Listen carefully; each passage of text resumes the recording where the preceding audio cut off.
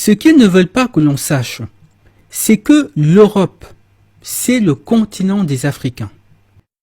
Jusqu'à présent, on pensait que les premiers Homo sapiens venus d'Afrique étaient arrivés sur le continent européen il y a 45 000 ans. On a maintenant la preuve qu'il y a 54 000 ans, les Africains vivaient déjà sur le territoire français.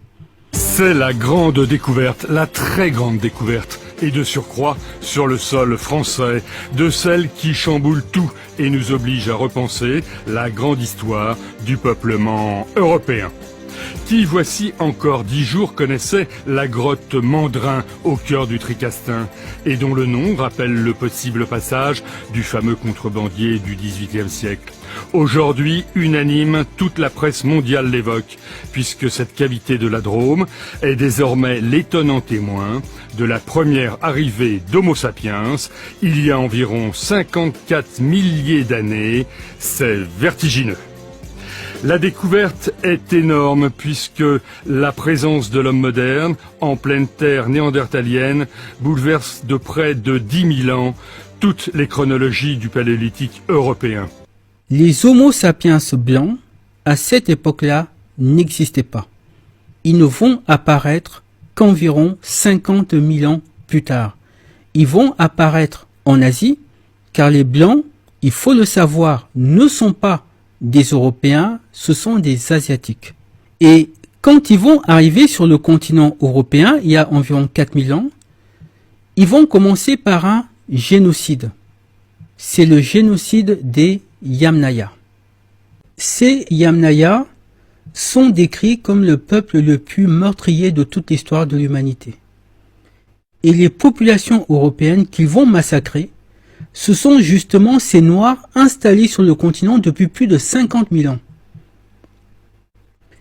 Et les Européens blancs aujourd'hui sont les descendants de ces Yamnaya. Ils ne se sont pas laissés de traces écrites parce que justement ils ne connaissaient pas l'écriture. Les Européens d'alors non plus n'avaient pas d'écriture. Il n'y avait d'écriture qu'en Égypte et en Mésopotamie à cette époque. Mais par contre, ils ont laissé une trace encore plus indélébile. Ils ont laissé leurs gènes. Et vous et moi, en France, avons 35% environ de gènes qui proviennent d'une ascendance Yamnaya. 35% c'est gènes. Énorme. C'est énorme. C'est énorme. Et comment est-ce qu'ils ont fait pour que j'ai, juste 5000 ans après, 35% de gènes Yamnaya? Alors, ce que pensent les chercheurs, ça n'a pas dû arriver partout, ça devait pas être pareil partout en Europe, mais certains chercheurs pensent qu'ils ont dû un peu zigouiller tous les individus masculins. Tous les mâles. Tous les individus masculins, effectivement. Et ça se voit sur le chromosome Y. Certains chromosomes Y que des Européens, avant l'arrivée des Yamnaya, ont complètement disparu. Tandis que les chromosomes Y qui étaient portés par les Yamnaya, eux, ils se sont absolument répandus dans la population. Donc, ils tuent les hommes et ils engendrent avec les femmes noires une descendance métissée. Avant les Yamnaya, le continent européen était un continent noir, peuplé exclusivement de personnes noires. Après l'invasion des Yamnaya venus d'Asie, l'Europe va devenir un continent métissé. Durant toute son histoire, l'Europe a été peuplée de personnes blanches, de personnes noires et de personnes métisses. Effectivement, les Yamnaya n'ont pas pu tuer tout le monde. Quand ils arrivent, l'Europe est déjà peuplée de femmes et d'hommes originaires d'Afrique, et cela depuis au moins 50 000 ans. On imagine que depuis 50 000 ans, l'Europe tout entière était peuplée. Les Yamnaya, et ils ne sont pas les seuls d'ailleurs, vont massacrer une grande partie de la population, et par le biais de la procréation, ils vont introduire en Europe les gènes mutants qui favorisent la dépigmentation de la peau. Les Noirs qui vont recevoir ces gènes et qui vivent dans des zones froides vont voir leur peau s'éclaircir progressivement. Mais tous les Noirs européens n'ont pas été massacrés et tous n'ont pas reçu les gènes mutants. Et sachant que l'Europe, leur continent, était désormais envahi d'êtres d'une violence inouïe, on imagine qu'ils vont s'organiser, qu'ils vont se défendre, qu'il va y avoir des guerres Et à certains endroits, il y aura sans doute des trêves, des alliances, etc.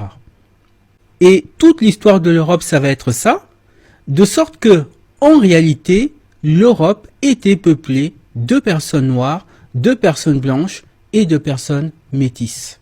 L'erreur que commettent ces historiens, c'est d'affirmer que la présence noire dans l'Europe médiévale résulte de l'immigration.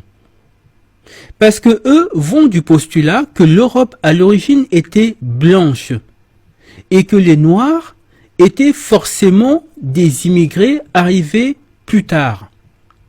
Or, l'anthropologie et la génétique nous disent l'exact contraire. Ils nous disent que, à l'origine, l'Europe était un continent noir et ce sont les Blancs qui sont arrivés par la suite. Qui peut croire que tous ces Noirs ont été massacrés ou que tous ont été miraculeusement transformés en Blancs par le climat? Ce n'est pas possible et ce n'est pas rationnel. Que certains Noirs aient été des immigrés, oui, c'est possible, mais l'écrasante majorité étaient des Européens autochtones, c'est-à-dire des descendants de ces premiers Homo sapiens venus d'Afrique il y a plus de 50 000 ans. On est donc fondé d'affirmer que l'Europe de ces 4000 dernières années a toujours été composée de personnes noires, de personnes blanches et de personnes métisses. Mais ce n'est qu'au cours de ces 300 dernières années que les Européens blancs ont entrepris de se débarrasser définitivement des Noirs autochtones qui vivaient sur ce continent.